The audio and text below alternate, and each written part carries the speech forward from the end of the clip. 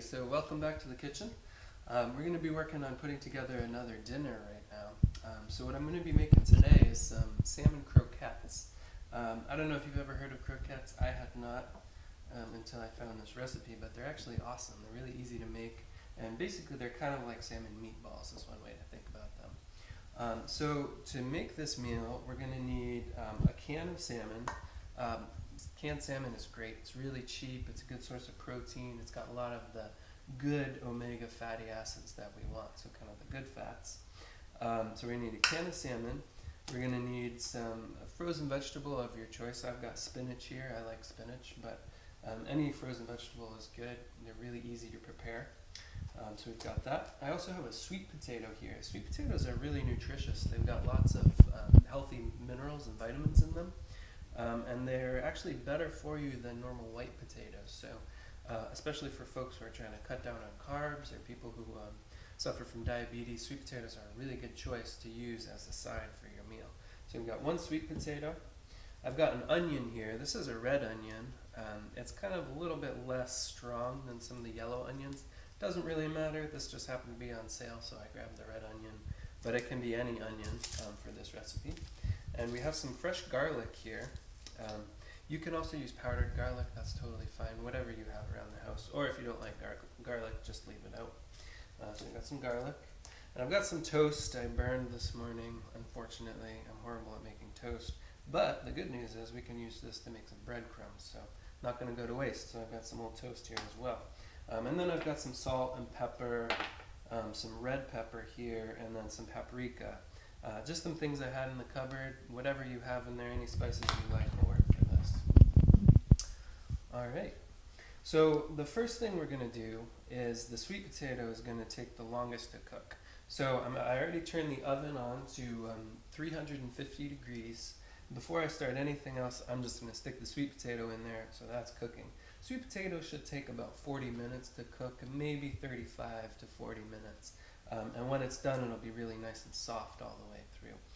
So I'm just going to put that on a pan and just cook it right in its skin. That'll keep it kind of moist and juicy. So I'm just going to go ahead and throw this in, and then we'll make the croquettes.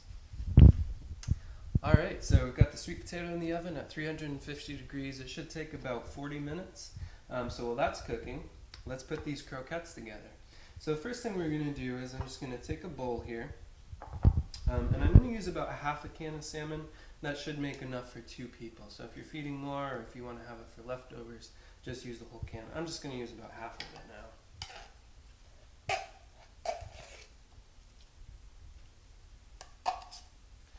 Oh, and I forgot to mention, before you do this, the canned salmon is very juicy. It's kind of like tuna fish. So you just want to drain that first because you don't want that juice in here. One thing you might notice if you haven't used canned salmon before is there's actually, you can see some bones in here. That's a little alarming at first, but it's actually fine. These have been kind of stewed so that the bones are actually really fragile. They just crush, and that's fine. They're actually a really great source of calcium. So if you really don't want them, you can pull them out, but I just leave them in there. It's really healthy and kind of a nutritious addition to our salmon. So we got the salmon there. I'm going to throw some of the onion in there, and I'm going to use about a third of this, well, probably like a quarter of this onion. So I'm just going to kind of chop off a little corner and peel off the very outside of the onion, because that's pretty tough and we don't really want that. And then I'm just going to cut this up very small, so dice it into really fine portions.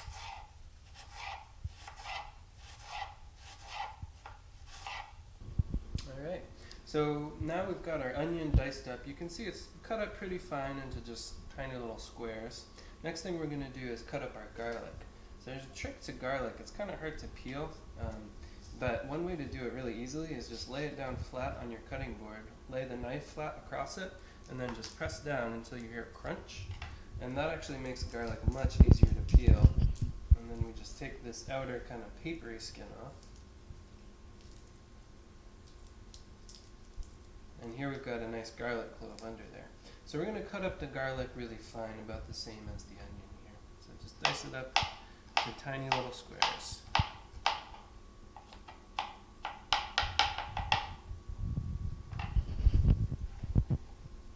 Alright, we're still rolling. Okay, great. So now we've got our onion, we've got our garlic that's kind of cut up finely here.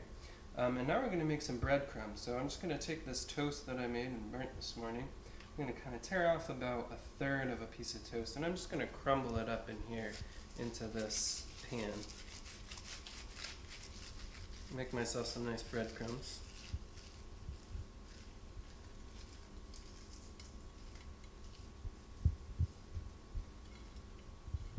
Alright, so I'm just going to add all of these to the salmon now. So I'll get our breadcrumbs in here. I'm going to throw in our onion. And we're going to throw in our garlic.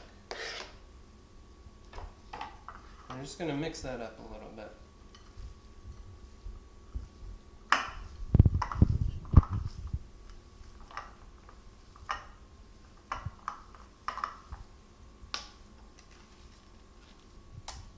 So we're going to throw 1 egg in here, and I used 1/2 can of the salmon, and I'm going to use 1 egg with that. If you use the whole can of salmon, just go ahead and throw 2 eggs in there. Alright, so just going to mix this up, and the egg is going to help hold all these ingredients together when we turn them into kind of meatballs later. So just go ahead and mix that up. Should get a nice kind of gooey paste texture.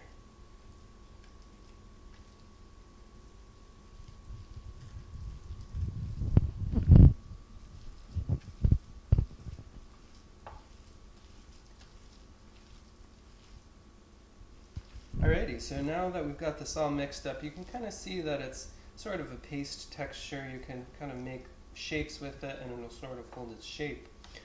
So now we come to making the croquettes, or the sort of meatballs. So just take about 1/4 of this in your hand and kind of roll it into a little ball shape here. And I'm just going to set it down in my pan. And so I'm going to just make 3 or 4 of these balls with what I've made here, and just set them in the pan.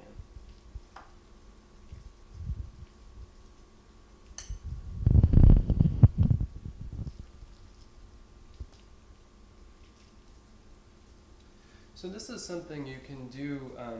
I chose to use salmon here, but you can really use any kind of canned fish. So if you have some tuna fish lying around, it'll work just as well. And tuna fish is a pretty great source of protein, as well as salmon. So that's definitely another option you can use, especially if you like tuna fish instead.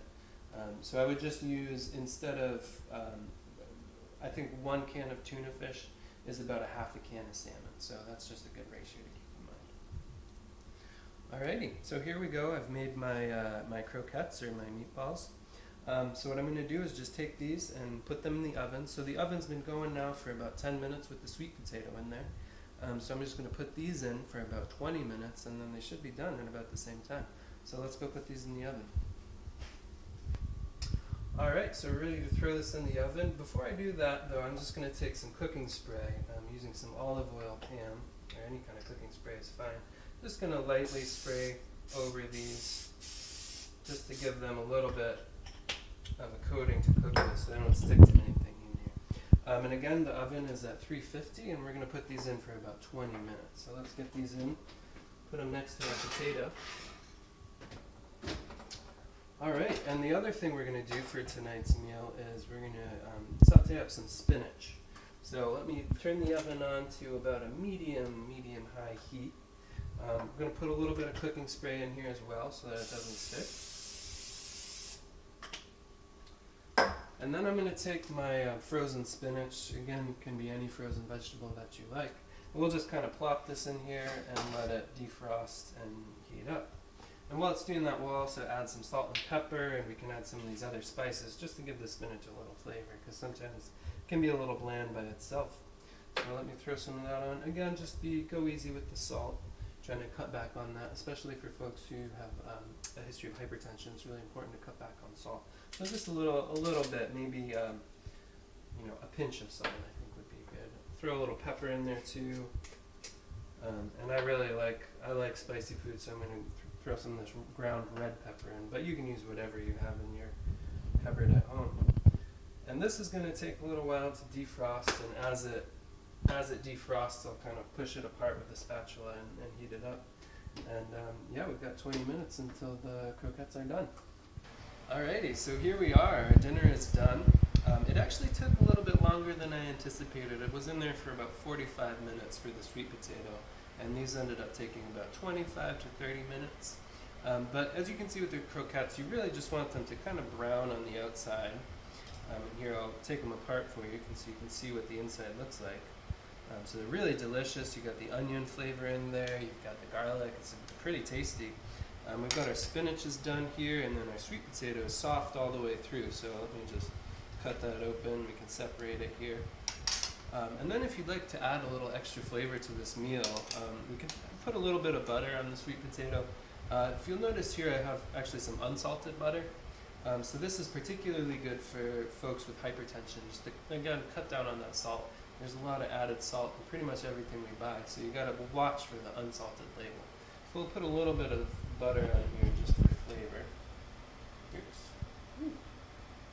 Just kind of let that melt in there nicely and be delicious. Another thing, the spinach is pretty good with some of the salt and pepper that I put on it earlier. But if you'd like to add a little kick, you can throw some hot sauce on there, or anything you like to add here. So I'm just going to put a touch of hot sauce on here, really dress it up a little bit. And if you'll notice, I have a glass of water. So it's as I think we've mentioned with some of our earlier videos, it's really important to avoid sodas. They add a lot of sugar, they add a lot of calories to your meal. So I like a nice glass of water or tea if you have it, if that's something you enjoy. So I hope you enjoy this and had fun making it. Let's see how we did. That's pretty good.